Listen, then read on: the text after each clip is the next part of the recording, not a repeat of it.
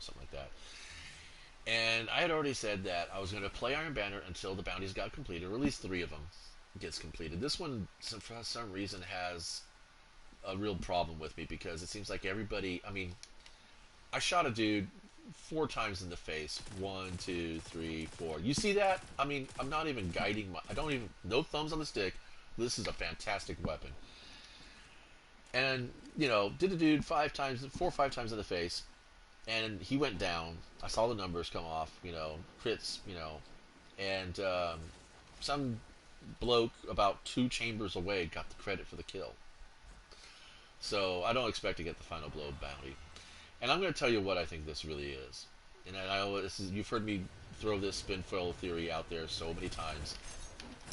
It's that there are shills in this game, ringers, if you will, players who may or may not be aware of it, but they are destined to succeed. They get the better drops, they get the better rolls, they get really nice lobbies. They, all these. I don't know. I mean, I know it sounds hella crazy and is deflective because I'm fully accepting of the fact that I have really shit. Okay, if it wasn't for the fact that or provides access to a pinnacle drop that you're trying to get, so because gear carries the level instead of the character. Um, your character really doesn't matter in this game because it's all about the gear. You've got to have the gear in order to fucking succeed. And like this guy right here, this Steezy, I've been facing him, even though I've so-called been broken up and rematched in a new lobby. Steezy has been my opponent for the last 3 lobbies. I don't know how that works out. But I think it's supposed to build some kind of narrative rivalry in the player base or something like that. I mean, I hate to say it, but unless I see your name show up 2 or 3 lobbies in a row, I don't give a fuck who you are. I really don't care. You're a target. You're either a teammate or you're a target. And that's the way I play, and that's the way I've always played. If you're a teammate, I'm going to do everything I can to support your attack.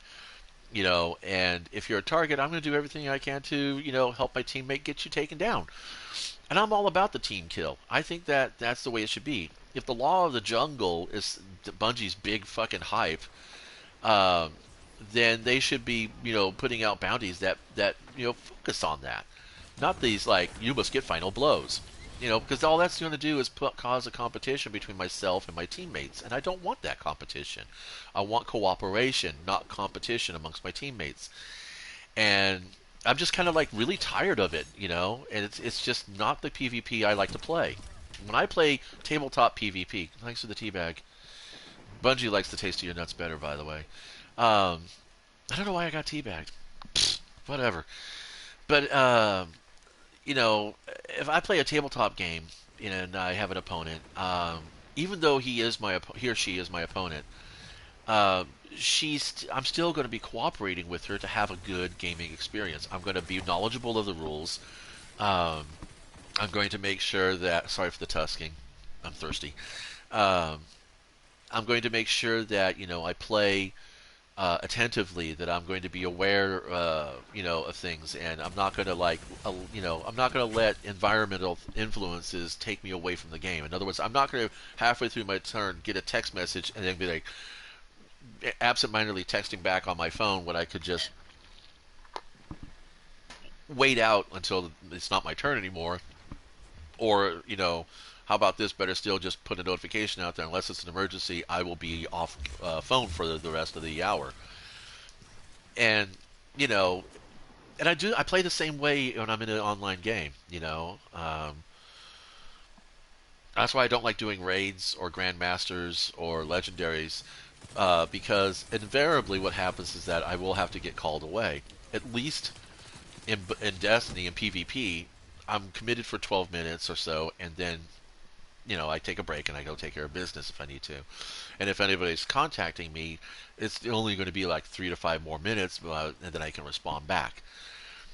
But anyway, that's all total segue to this whole thing. So I said to myself, hey, self, let's go ahead and let's give Iron Banner a chance. You used to really love this mode. This was like your thing back in Destiny when everybody knew if they needed to find Hako, that's what he was doing. Don't ask him to do Vault of Glass. Don't ask him to do Crotazan. Don't ask him to go try out, some challenge mode, whatever. He'll be an Iron Banner for that whole week, and it was fun, and it was a lot of fun. There was a lot of good things that came out of my experience in Iron Banner, and it did a lot to cement my love for the game.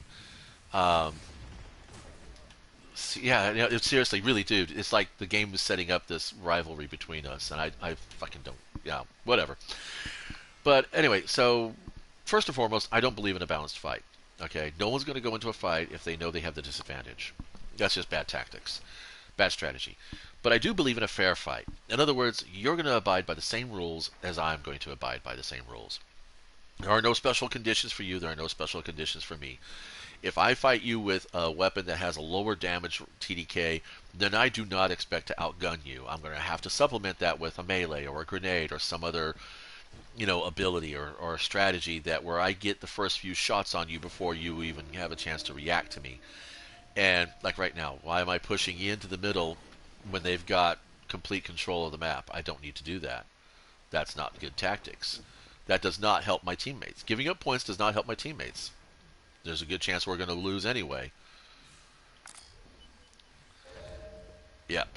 Anyway, so yeah, and I know they've done some weird shit with trials. Oh, go see a video about it. And I'm thinking to myself, I don't know what Bungie's problem is with their matchmaking and their PvP. And like I said, I really do believe that there are some people who are just, they're going to win no matter what they do. And so these kids that are running around bragging about their TDKs, their you know what I'm talking about, their efficiency or whatever. They're bragging about their kills in the game and stuff.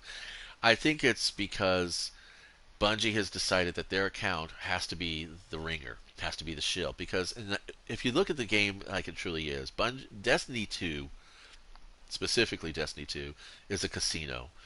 Everything's a gamble. That's why you have so much RNG in this game. Even when you're being matched with, opponents, it's all random. It's all really random.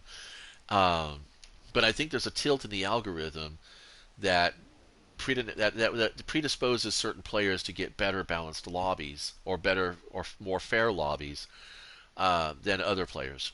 And like I said, I mean, it's like there's a reason why you could be on your 28th run through the Vault of Glass and not once have gotten a Mythoclast, and the player next to you has on their 5th Mythoclast.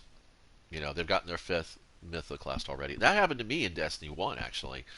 I was dropping Mythos left and right, but I couldn't get a Hez and Vengeance for the whole time I was playing Destiny 1. It was like the last 2 months before the game rotated over to D2, or before D2 launched, by the way. Destiny 1 is still a playable game.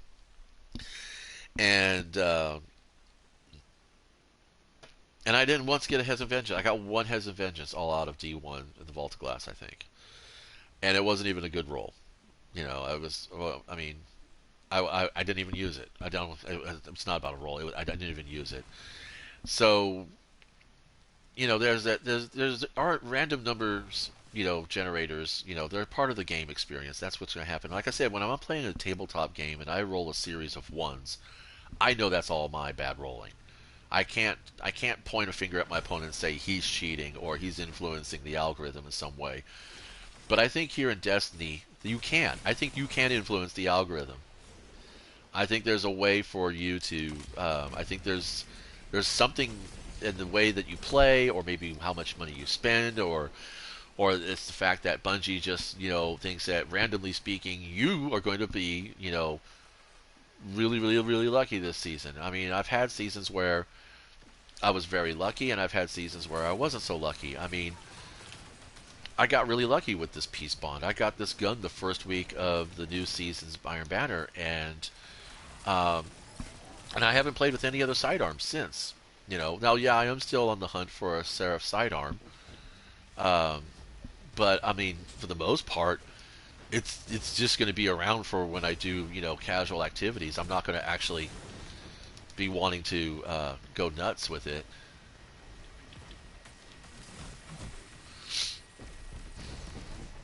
Hunter grenades are such a fucking joke. Why do we even have them?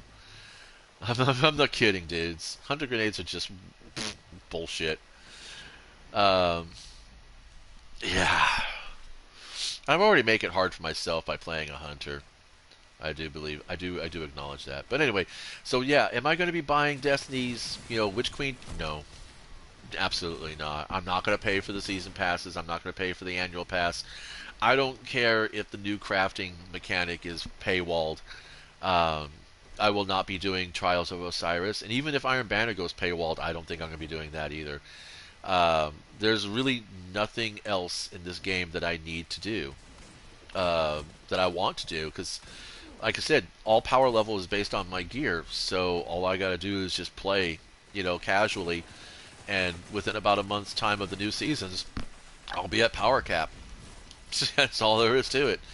Um, and that's in the free to play. You do not get penalized, at least that much, for leveling if you're not, if you're not a pay to progress or pay to win. And it's sad, but I think Bungie has finally gone in with a very subversive pay to win kind of model here, and it's kind of sad because I mean we've got 3 more years of the Light versus Dark saga, and it'll be fun to follow it from the YouTubes because that's basically how I'm going to be experiencing it. If I play the game, I'm just going to be playing the free to play content, and if there's not much there anymore, then guess what? I won't be playing anymore. And that's all there is to it. There's nothing in this game that has inspired me to want to pay for it. Really, nothing yet. Unfortunately, fortunately, I don't play dungeons. Unfortunately, I've heard that dungeons are going to be stuck behind a paywall if you don't buy the annual pass. In other words, the whole 12 months or whatever that's going to be. You don't get access to the dungeons regardless. Is Steezy gone? Steezy's actually out of the lobby now.